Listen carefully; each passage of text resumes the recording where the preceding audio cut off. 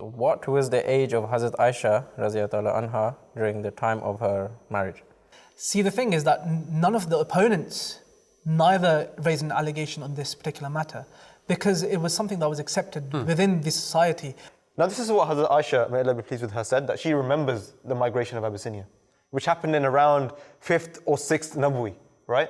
For her to have remembered this, she had to be at least 4 to 5 years old at that time. Yeah. That's the minimum for her to remember this migration. So she had to be born at least 4 to 5 years before the migration. So that would make it, what, first or second year of the mission. Hazrat Ayesha had an elder sister whose name was Hazrat Asma, and she was around 10 years older than Hazrat Ayesha. Sorry, there's going to be a bit of maths here, which you might have to calculate. And we know that she was married in the second year after Hijri.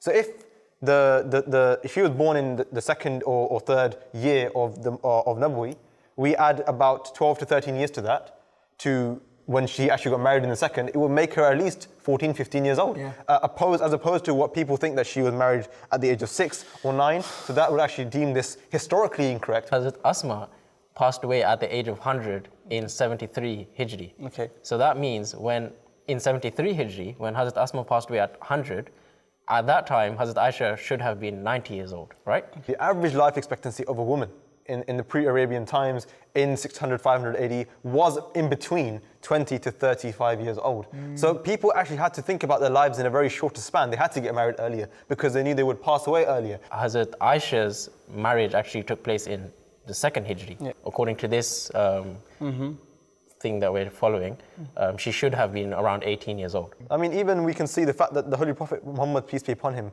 married her, yes, younger, but then she actually lived on much longer than the Holy Prophet ﷺ, and the companions were able to benefit so much from her knowledge that she was considered, her teachings, that the benefit that she gave was considered as half of Islam. It is said about Mary that she got married at the age of 12.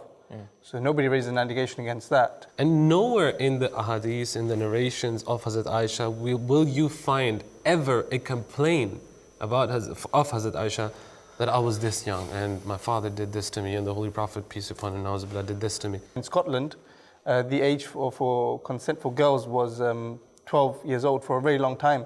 And only in 1929 it was raised to 16. This is an age where women are always fighting for their rights, and we can see that Hazrat Ayesha, may Allah be pleased with her, was already a woman respected, already a woman venerated and dignified for the work and effort that she did for the sake of Islam. So she's actually a role model for women out there. Right. And this is not the topic that she should be famous for, rather that it should be the works that she has accomplished that we should remember her for. Famous works that Muslim respectfully individual did in her lifetime and the time she spent with the Holy Prophet. Absolutely.